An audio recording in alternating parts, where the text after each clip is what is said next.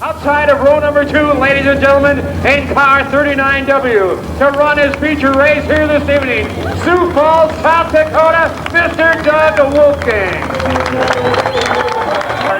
The 3 best in the land, Doug Wolfgang. Doug Wolfgang, 5-time winner of the Knoxville Nationals. Some fans simply call him Wolfie. But where did he come from? How did he get started?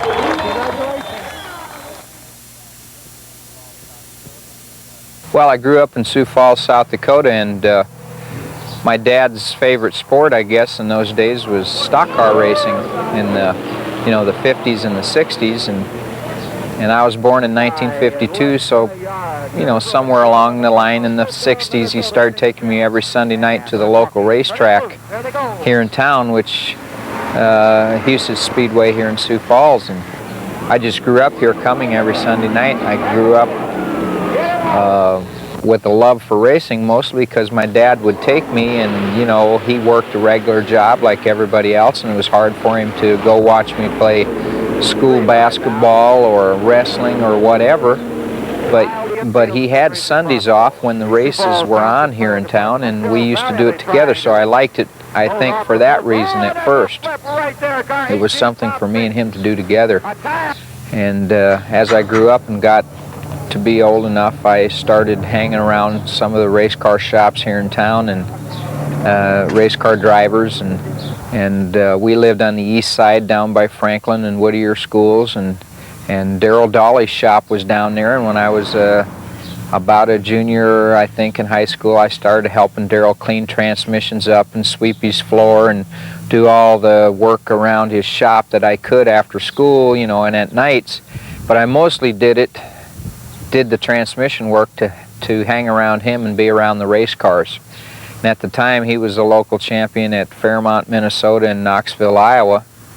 And so it wasn't like he was a slug. He was one of the local stars at the time, and I really have to give him a lot of credit for helping me, even giving me a chance, because I'm sure that if I was able to look back on those days, I'm sure my automatic transmission ability and my ability to be a mechanic was very little compared to my enthusiasm for being around the race cars.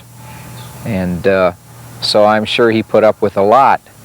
And anyway, as time went on, I learned how to weld and cut and, bolt motors together and bolt cars together and what have you. And I bought an old modified from a guy here in town, and I built a chassis for it and used the parts, the rear ends and the steering gears and the front hubs off of it. And I built my first modified, and I brought it to Huset's in 1972. I had already driven for Darrell for the 71 summer, because he got a sprint car and let me use his modified, but it was a car that was a little, the two classes of cars between Jackson, Minnesota and Huset's Speedway here in Sioux Falls were a little different then, and his was a Jackson car, so I started going over there. But in 72 I started with my own car here in town that I built, and that's how I got started. By the time I got to Huset's as a 19-year-old, I knew everybody out here and stuff, and we raced along. I think I won a few races the first year, and I think I won 3 or 4 here at Huset's.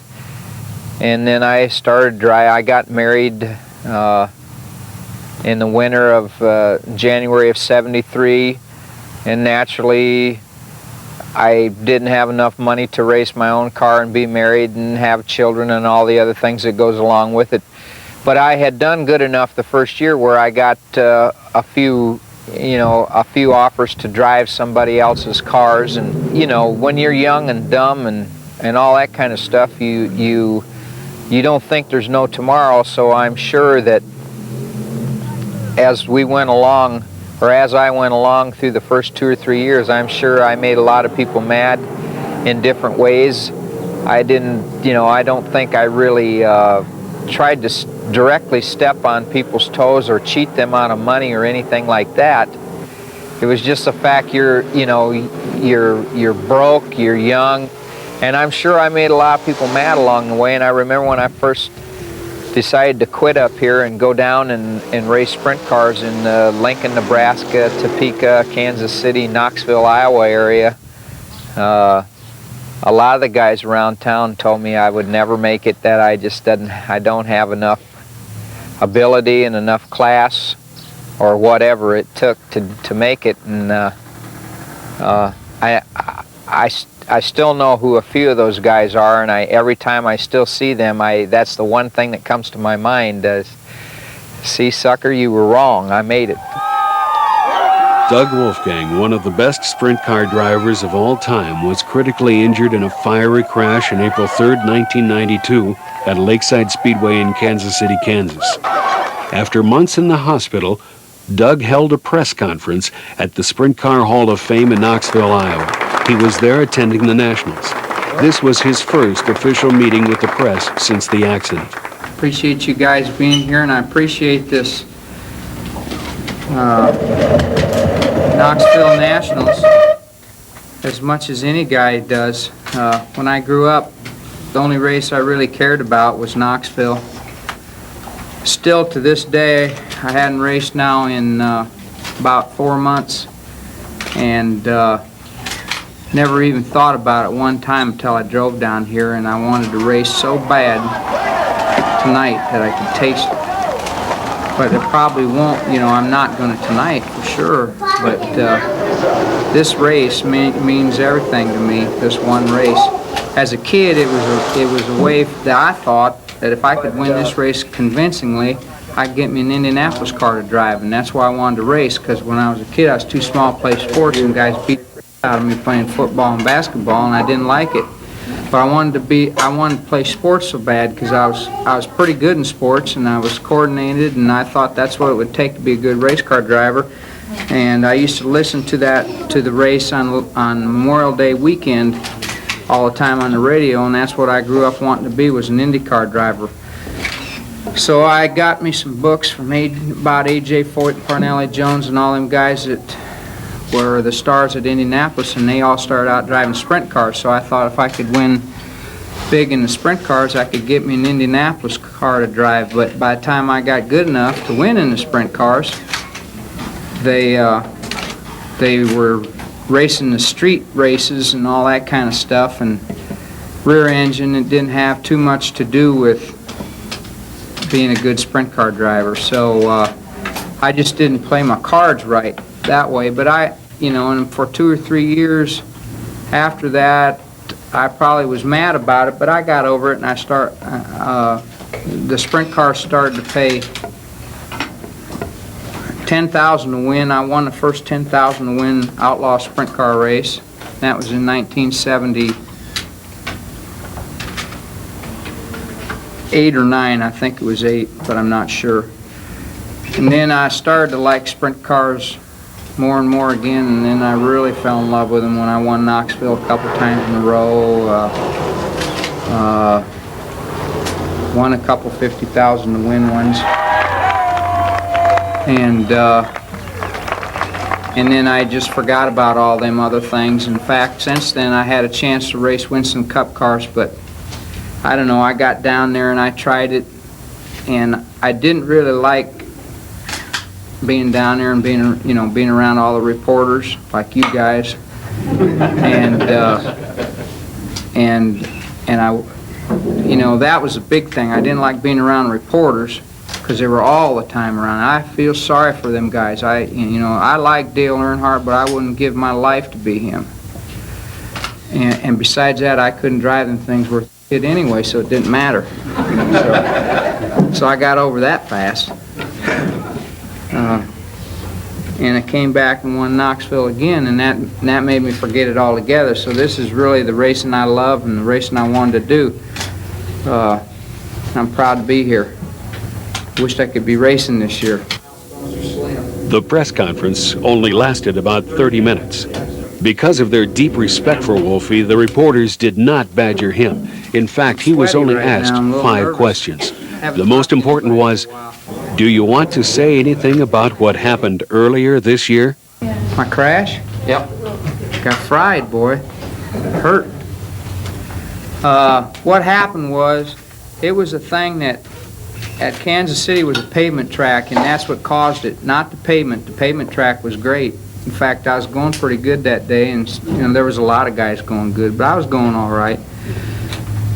What really caused it was something that I had done 2 or 3 other times on dirt, and it never even caused any problem whatsoever, and that is the fuel pump is mounted on most sprint cars on the back of the power steering pump, which is run off the camshaft, and it's right in between your legs. You can almost touch it.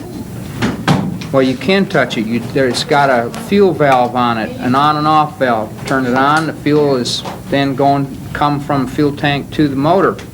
Well, what I had done 2 or 3 other times is I'd kick that off with my left leg, my loose leg, my brake leg, because it's on a heel pad and you're not on the brakes all the time. And when I hit the wall with so much force, my leg went ahead and it kicked the on and off valve right off. Well, we had a full load of fuel in it because we hadn't run pavement, and we were trying to make some laps with a full load of fuel to see how it would handle. Well, it just siphoned right through and went right down in the belly pan. And when the car got to going slower, it had flat rear tires after hitting the wall and all that. When the car got to going slower, the sparks that were going out the rear caught up with the fuel, and it just burnt. You know, as far as being scared of the race cars because of the fires and stuff, I think I might be, but I don't know if I am, because I can't remember nothing. I don't remember even going to Kansas City that day, and I don't remember nothing for 5 weeks after that, although I was conscious and awake because I was talking to my wife and Steve Kinzer and and whoever all else was up there. I just don't remember none of it because I think I had a concussion at first and a broken neck. The top vertebrae was broken, and then later on they had me drugged so bad because I thought I was going to die. They drugged me up so bad I just don't remember nothing for 4 or 5 weeks. So I don't remember nothing about the accident at all. I'm sure that if I would have been awake, if I would have been conscious, I could have maybe got the steering wheel off, and then I could have got out, but it was just one of them stupid things that happens, and it was nobody's fault except for mine. Doug went on to explain the severity of his injuries. The biggest thing I think that they wrote about me is that I got burnt. And they missed the biggest thing that happened is I broke my neck, and it's still not healed properly, and that's going to be the biggest thing for me. The burns aren't going to be no problem if I can get my feet to work. My feet are burnt pretty bad. My left foot's burnt worse than my right foot, but my left foot's going to cost me a lot of trouble because the toes, the 4 little toes on the left side were burnt so bad there's no bones left in them, and the ones that are melded together with no joints, so the toes don't let you balance very well. And it also burnt the Achilles tendon in half to where they had to take a something out of the back, they call that cartilage, or not cartilage, ligament out of the back of my calf. And the guy in Sioux Falls did this. He took a piece of ligament out of the back of my calf and he sewed the Achilles tendon together, and then he wrapped ligament around it to hold it together. And it's got about half as much movement as my right foot, but it's got movement, and it should be just like my right foot within about a year and a half or 2 years. But by then, Christ, I'll be 60 years old, so I don't know. I don't know if I'll be able to use it properly yet. I still can't. I still have trouble bouncing, and because of that, some of that because of that. So, but he did fix it. So, could have been worse. 4 weeks ago, or 5 weeks ago, I guess now, I got out of the hospital, and I was in the hospital for 2 months and some few days in Kansas City, and I went home for about 8 days or 9 days, I guess, and then I went into the hospital in Sioux Falls again for more grafts below my knees and to fix that ligament and stuff, and I was in there for a month. So about 4 or 5 weeks ago, I got out of the hospital, and when I got out, they put me in a wheelchair, and I couldn't get up. I couldn't stand on my feet at all. I had no balance whatsoever, couldn't walk not one step. And in 2 weeks I could walk with a walker, and about another 5 or 6 days I got a cane, and I can walk without the cane now like I'm drunk, but I can walk. Doug told about how thankful he was for his family's support and for the support from race fans from all over the country. My wife, Jerry, she was there with me at this practice session on Friday, and she stayed for the entire time until we left, and that was probably, about 2 months, a little bit more maybe. She never left one time she left the hospital parking lot, maybe to go to Wendy's or something, but she was there most of the time. Never went home at all, stayed right with me. In fact, my fourth baby, my first son, was born in Kansas. And my dad thought that was slick because he was born there, and his dad and grandfather was there. He told me all great guys were born in Kansas, so maybe he's right. I don't think he is, but I wanted to be there to watch him be born in Sioux Falls, but unfortunately I missed that, my only son, so I didn't get to watch that, so that kind of bummed me out a little bit, but he's a cool kid. He's all right, so nothing wrong with him, so that's great. My oldest daughter was in college, and she stayed down there for a couple weeks because they had spring break, and she was there, and then she'd come down a couple weekends, and my other daughter in high school was there as much as she could be, so I had a lot of support from them, and my mom and dad came down 3 or 4 times for the weekends, and Jerry's mother and father came at least 2 or 3 times, and I think her mother stayed one time for a week or so, and I had a lot of support from a lot of people. For a long time after the crash, several confusing stories spread around the country about why Wolfgang's condition seemed so secret. It was a type of a hospital that had an open area with 15 beds in it and an environmental controlled area, so it wasn't one of them that you could just go in and walk in and say hi and all that, and people got confused and thought Jerry didn't want people to see me and stuff, but it wasn't that way. It was a hospital policy, and unless you could lie very good, you couldn't get in there.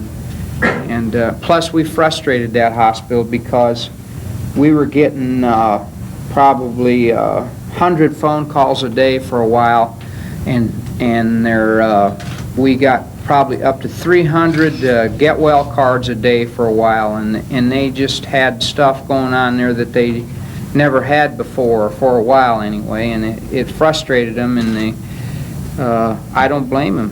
It would have frustrated me too to have all that outside aggravation. In fact, we got so many get well cards that I just finished opening the last 100 or so a couple nights ago, and they had gotten put in a paper bag and in the bottom of my motorhome because I wanted to read them all, and Jerry knew that, and she opened a lot of them up and read them and stuff like that, and put them back in the envelope and put them in paper bags and saved them for me, because for about 5 weeks I couldn't organize myself enough to read anyway, so we just got so many of them, which was really a credit to the people who like sprint car racing and Doug Wolfgang, and not just me, because a lot of the people that wrote me, the first line they said is, I want to tell you right now, I'm Sammy Swindell fan, or something like that, but you're a sprint car racer, and I really feel bad what happened and all that, they went into all that, so it wasn't just Doug Wolfgang fans, it was everybody, and there was thousands of them. It was just amazing, it really, and every one of them wrote a note in, and they said something positive, something nice, every person, and believe it or not, I knew a lot of these people from, I had to think about it, or they had to write something like, oh, I helped Donnie Kreitz, or I helped, somebody, and it was really nice.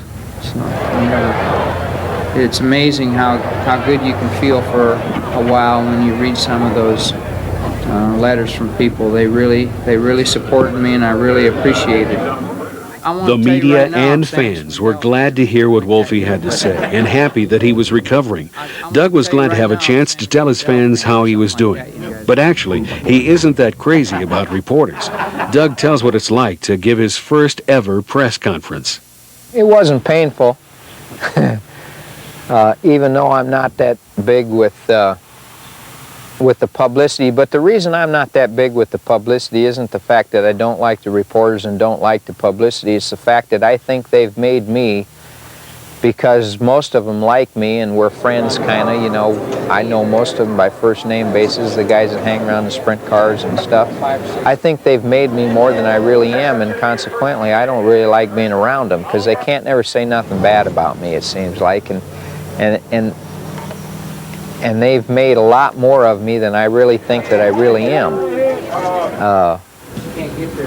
But other than that, you know, being there it was kind of fun to be there. It was kind of fun to show them guys where I was at. I really wanted to confront some of the fans and let them see me. I know my wife and kids may not have, but I did, because I think the fans deserve a look at me. I mean, they have supported me for years, and now they're curious, and there's no reason why, really, that I couldn't curb their curiosity a little bit. A regular guy who enjoys time with his family, and then one day he finds out he's a star. But a lot of people don't understand. We're from Sioux Falls, South Dakota, and people have asked me for 15 years now, why do you live up there? Like it's the end of the world, you know? And then all of a sudden, you know, it seemed like racing got very popular in the 80s and grew as the 90s approached. It grew at a high rate of speed. A lot of it due to publications, race papers, magazines, the 7-Eleven stores selling magazines and what have you. And it was a feeling when people got around me, oh man, there's Doug Wolfgang. It was something that I'm sure that Richard Petty and Dale Earnhardt have learned to live with easily, because they lived with it all their life. But we raced for 10 or 12 years before anybody realized who Doug Wolfgang was, and then all of a sudden I was some kind of a cult star in a way around the racetracks, and it was not comfortable for my wife and for my wife and kids and me. It really was not comfortable. We just, you know, especially my wife, she's not comfortable with that, and it's not because she's standoffish. It's just that we were regular kids. We just grew up regularly. I mean, we didn't know what stars were, would never understand that. We still don't to this day, to tell you the truth. And it kind of bothers her in a way, although she would never say it and she's never confronted anybody with it, that people would act different towards me now than they did 20 years ago. The reason Doug's burns were so severe is because fuel kept flowing into the belly pan around his feet. Only a few weeks later, two of Doug's friends, Bob Schriever and Maury Richard, began designing the Wolfie valve. Doug explains. This device is called the Wolfie valve, and what it is a safety device to keep the fuel in the fuel tank in case of a crash or a broken fuel line, or you know, any problems that you would have that way. It's a little unique in the fact that all this stuff that you're seeing here is inside the fuel tank. So if you did crash, move the rear end around or whatever would happen, it couldn't knock it off on the outside of the fuel tank. This is the fuel pickup valve right here. Picks it up off the bottom of the bladder, and it's made to work through oil pressure of the engine. A line comes from the engine and hooks right into here on the front side of the bladder plate and runs oil pressure through into this valve, and like 8 to 10 pounds of oil pressure opens the valve open, and then the fuel is able to flow from the fuel tank to the fuel pump. So whenever you would have a crash, or whenever you would have trouble where there's either you've pulled a fuel line off and is starving the motor from fuel, or to where the engine would quit, as long as the oil pressure quit, the fuel would shut off, positively shut off. The burn that I had, if I would have had this in my car, the engine would have been stopped running. It would have shut off the fuel right then and there, and there would have been no force feeding of a fire. Would have been over. I know for a fact that happened to me 2 other times, just as bad, only it was on dirt. And when it quit running, I just got out and took my clothes off because they were soaking wet and never thought nothing about it.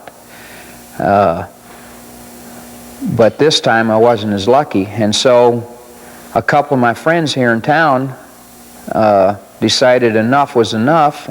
We made a testing machine and we cycled it in alcohol for days upon end. And it passed that test real fine, and then we put it in a car and run most of the season with it in a car. And we ended up with it in about 3 or 4 cars and had no malfunctions and tested the thing as far as they pull in from a heat or a feature, and we'd screw the fuel line off, and the only fuel that come out of it was what was in the line. You'd drip a little bit and it was over with. So that's basically the way the thing got started. And then after we got it to the point where it worked, we said, well, how are we going to sell it? And we both come up about the same time with Doug's name. We talked with Doug. Doug was interested, and basically it's history.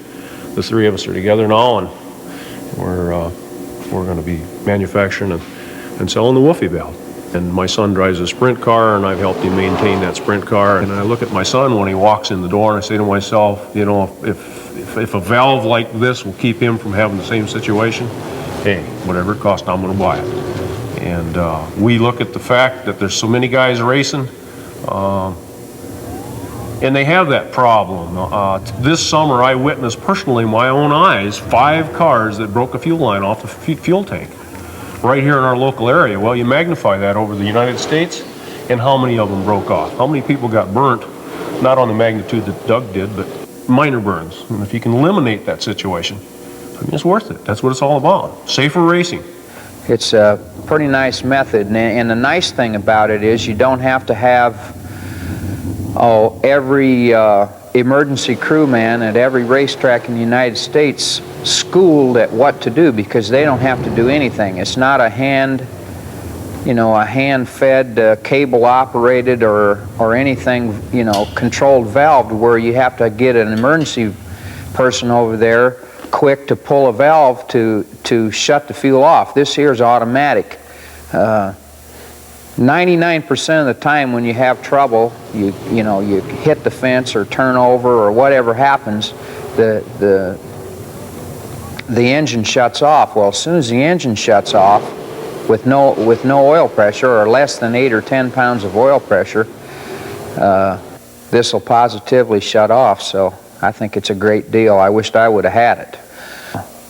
But I think that most anybody that I could talk to or I would know, especially if I stood there with short pants on and tried to sell them this product, would buy it. We asked Bob Schriever why drivers should take interest in the Wolfie valve. Well, if they knew what that little trip cost Doug, they wouldn't have any question. They would just do it. It was expensive. There's no repair to that kind of stuff. We also asked Bob, why didn't you or somebody else invent this safety valve before? It didn't happen close enough to home, I think, is the thing that I would say was the biggest reason. You know, if an Indy driver, a lot of them got burnt, but it didn't register with us anyway. But Doug's did. I've seen Doug's legs, and Doug, he took a pretty heavy hit. I mean, more than heavy, a heavy hit. And he's a lucky individual to be alive. In March, word spread amongst race fans everywhere that Wolfie was ready to get behind the wheel. Months of regimented workouts had paid off. We're ready to run. In fact, my race car's probably on the way down there already, and practice in Dallas on Sunday night. And so I'll be able to tell a little more where I'm at, how much more I need to do, and what things to zero in on from that test. Yeah, I'm ready to run. We'll be able to tell at Dallas on Sunday night when I practice how far I've come and how far I need to go yet. I presume I won't be nowhere near 100%, but I'm hoping to be good enough to at least put on a good show and to race competitively until I can gain the rest of my strength and endurance back.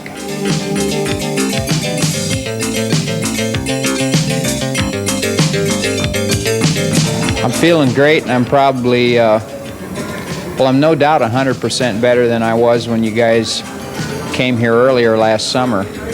I started working out about the end of July, and it's now second week in March. Feel great. I have still some flexibility problems, and I don't think I'm 100% by no means. In fact, I don't think I will be, and probably till after the race season's over. And that's if I don't have any added injuries of any kind. It's just going to take a long time. I was pretty near to zero, it seemed like. You know, it started out to be the one love of my life, and I was lucky I got to do the job that I like the most, I get to do for a living. And then that couples with the second reason, and the second reason is I haven't had a paycheck for 11 months, so I'm looking forward to that too. Wednesday night in Houston, following the Sunday practice. The next race is next Friday and Saturday night in Dallas, and then Sunday afternoon in Oklahoma City. So I got 4 races right in a row, and I would think by that time I'll be able to evaluate myself pretty closely. Because I'm used to running around 130 to 40 nights a year, which is usually twice as much as most of the guys do around here. But I don't know for sure if I'll be able to handle that type of schedule anymore.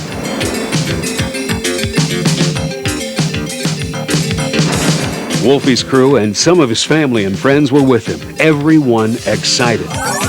Wolfie's practice session would also serve as a test session for Hoosier tires. Well, this is officially a Hoosier tire test, which is one of my sponsors, Hoosier Race Tire out of Lakeville, Indiana. And I have a friend here that runs this racetrack, Lanny Edwards, and they were able to put this together for us to come down here and get some practice time. But I'd also like to thank a lot of people. My wife and kids were very supportive of me to work hard and try to come back from this accident and see what would happen, even if I don't make it. And that's all right. I mean, you know, with them, at least if I try, that was something, and that's what I wanted to do, is try. Also, Max Rogers, a car owner. Speedway Motors, one of my other sponsors, and old car owners. Without those people, it would be hard for me to be here, and I especially appreciate it when I got hurt last year. They went ahead and parked that race car for the remainder of the season and waited for me to get better, and that tells you a lot about the type of people I'm driving for. It was time, and there were a lot of tears as the people close to him watched him wave for his push-off.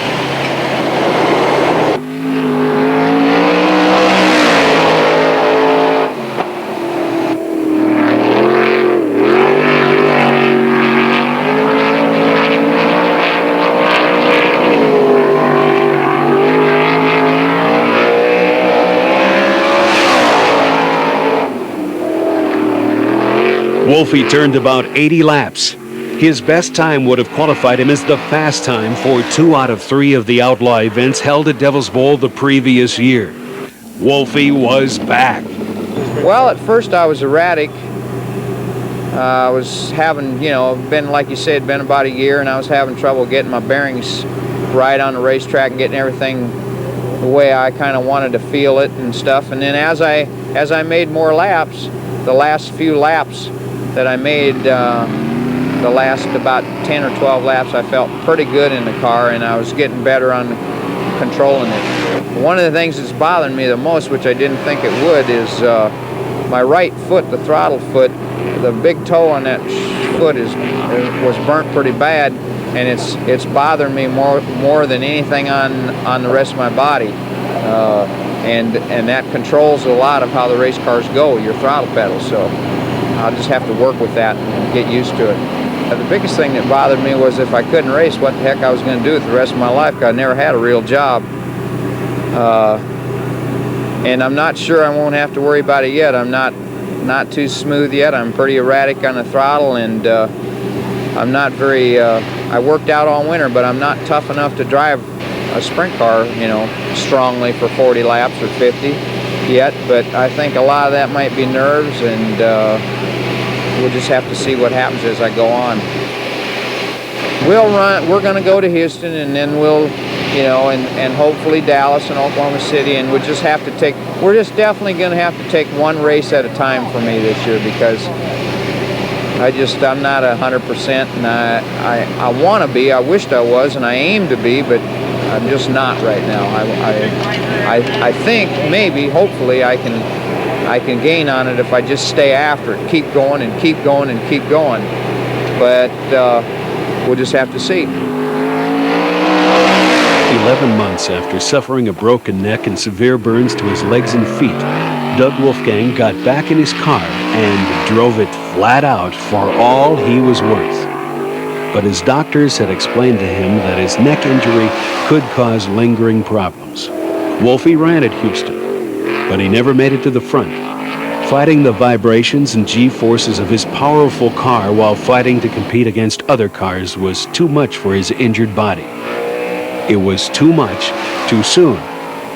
Dejected and heartbroken, Doug returned home. It was just going to take more time. And Doug made good use of that time. For about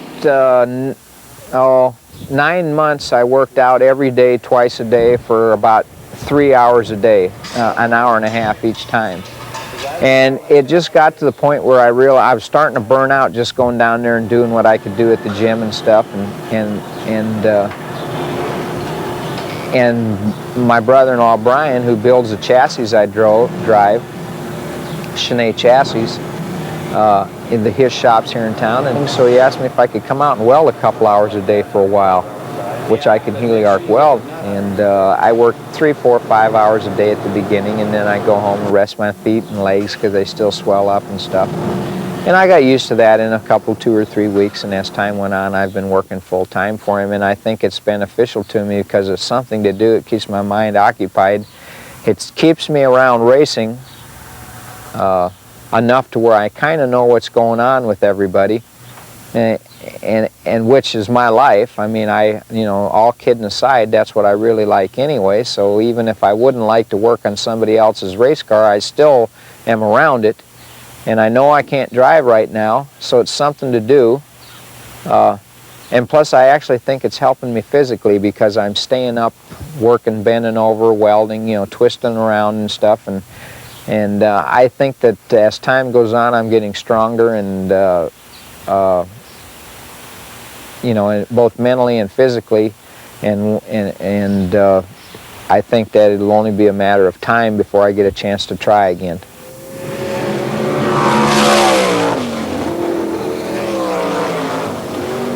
I suppose that up until the time I got injured, that my greatest accomplishment would probably be one race or another, a big race, maybe Knoxville Nationals, or which I won 4 or 5 times, I guess, and or the 50,000 win one at Eldor Speedway or Kings Royal or something like that. But really, what I thought my biggest accomplishment was at that point was one of the dreams that I had as a boy, was to be able to be a professional professional race car driver, not sprint car, but just race car driver. In other words, if I could race a car and make enough money to make a living for my family, then I would have called myself a professional, and that was my goal, to be a professional.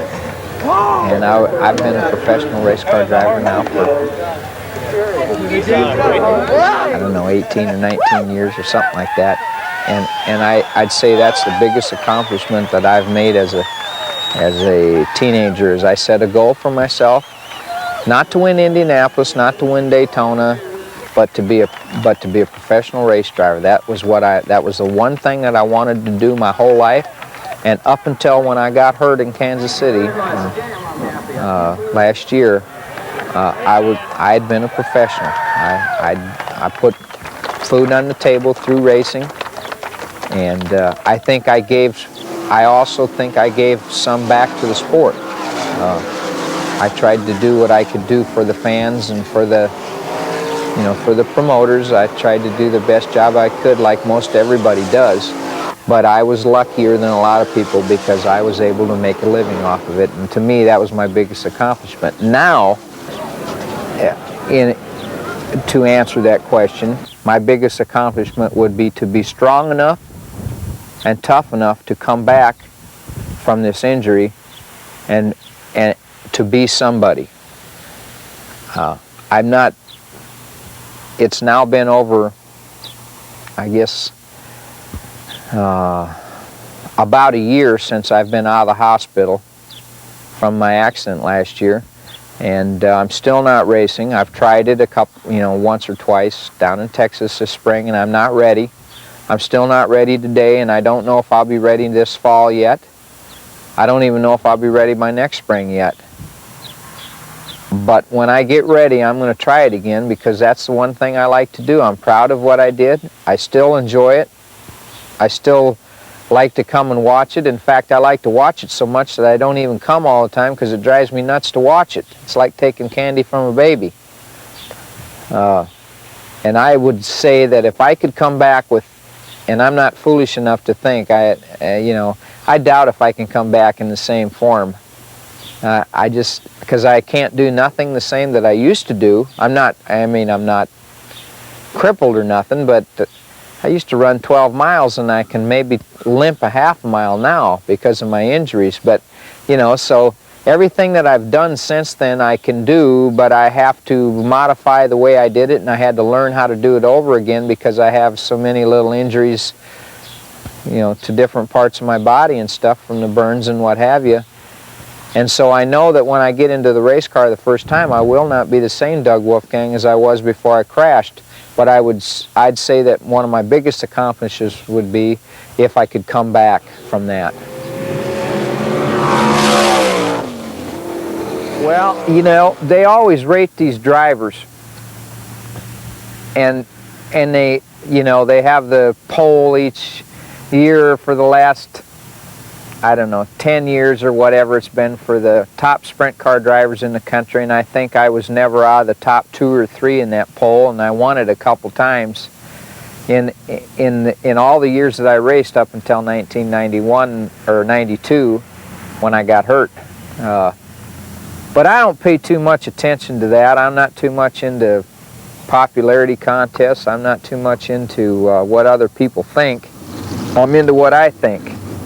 And I'd say that there are a number of sprint car drivers that are better than me, and there's a number that aren't as good. But when you get down to the final few, for what I've seen in my era, most of the latter part of the 70s, all of the 80s, and the first couple of years of the 90s, Steve Kinser definitely stands out as the #1 sprint car driver, and I'm not sure he isn't the #1 of all time. But they count me and Sammy and Steve as the big 3, and if we are, I always suspected that it was actually the big 2 and the best of the rest. And it was Steve and Sammy as the big 2, and I suspected that I was the best of the rest. I idolize all the sprint car drivers in a certain way, because I know that unless you're a very select few, and I'm talking maybe 1 to 3 or 4, you can't really make much money. And so you got to love it as a sport, #1, and you got to give up so much of your life. You have to give up so much time to even do it at that particular rate, that it is, and then when you don't make much money, it's hardly worth it, yet they still do it. So I really idolize those people. But I have other guys that I distinctly idolize in racing, and in some of them it isn't even because they're spectacular or good. It's just because I admire how they have come up, what they've done to stay there, and how they handle themselves while they're there. My biggest idol in racing is Dale Earnhardt, and the only reason I say that is not so much that he wins, not so much that how he wins, because most people say, oh yeah, he runs over everybody. Well, I tell you what, he hits his share of people. But what I like about him is that he'll go to the front most every time. No matter what it takes, he gets to the front. Whether he finishes there or not, it doesn't matter what happens. He never has an excuse when the race is over. And I really admire that. It doesn't matter if in fact he got hit by somebody Because 9 out of 10 of them guys will say, well, the 3-car run over me, and that's why I'm in the infield early when the reporters talk to him. And yet, if he gets run over, he'll say, well, it was a race deal, I thought. You know, that was just life in the fast lane. And I think I admire that more than him winning $16 million. I know he's won more than anybody in the United States, so it'd be easy to idolize him, but I think I idolize that more than anything. He never has an excuse. To me, I've never heard an excuse.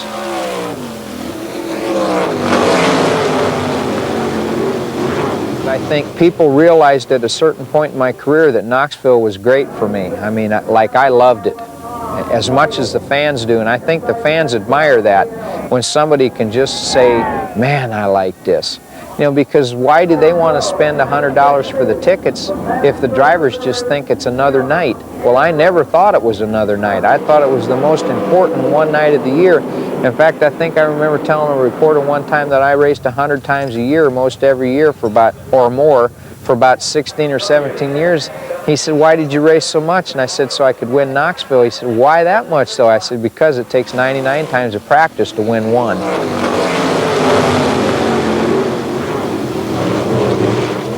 I think the biggest thing that I've noticed about Doug Wolfgang fans is not so much that they are die-hard, you know, they just think I'm the greatest sprint car driver around. Is I think most of them are my fans because they think I'm a regular person. In other words, they could almost see through my eyes their real life. I'm not too far out there on a pedestal for them to realize that they can't be who I am. They could never be me. They can almost look through my eyes and see themselves doing what I do, because I'm not much different than them, and they know that. I got 4 kids now. I'm not saying I'm different. A lot of racers have 4 kids, but I think that's the biggest thing I see in the fans that like me, is that one reason they like me is they think that I'm like them and that I'm a regular person, and which I hope I am. And I think that's why they like me so much. I like all the fans. You know, naturally from the business standpoint, if it wasn't for the fans and the enjoyment that they get from watching the show that you're putting on, you wouldn't get paid to do something that you love to do, and that you would probably do it for at least a period of time for nothing. And so there's a deep indebtedness that all race drivers should realize that they should have for their fans. I'll say something.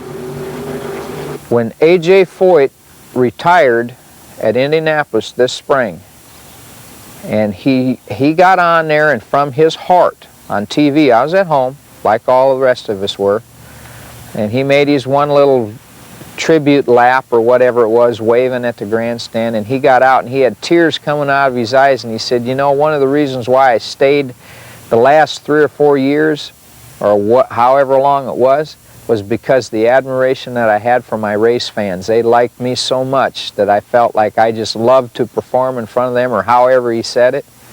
I tell you what, I know that came from his heart. That was really something, but that's true. The fans are what make racing. I like it. I don't want to give up my life for it this afternoon. I have a lot to live for. I have a nice wife and 4 children. You know, for somebody who grew up here in Sioux Falls and had probably really a slim chance to be much of anything, I just feel fortunate. And because of that, I have a great love for the sport. I still want to do it. I don't know if I can yet, though. I'm going to try, and all I ask for is a chance.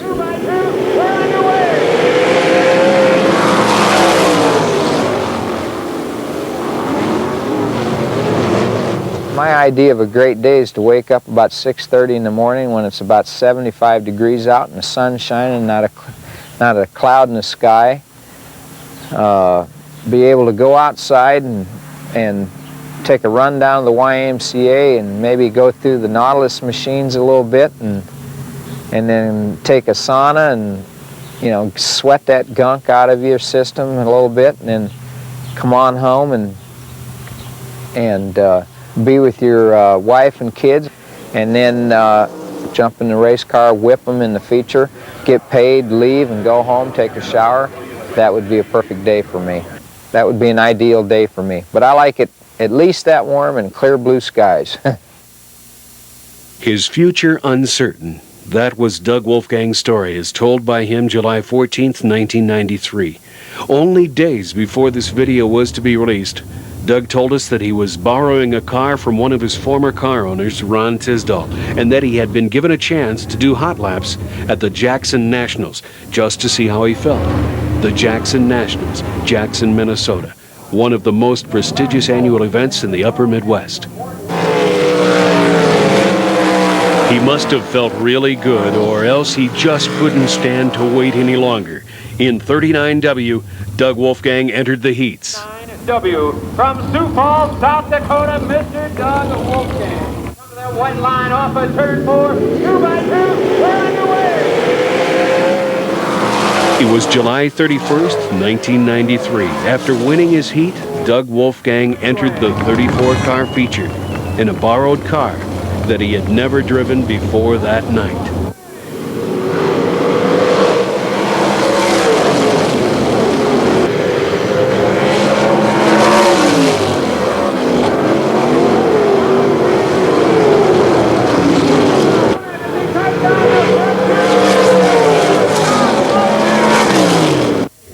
To drive the car out, he said if it didn't feel right, he was going to stay right where he was. But it felt right. He wanted to drive here this evening.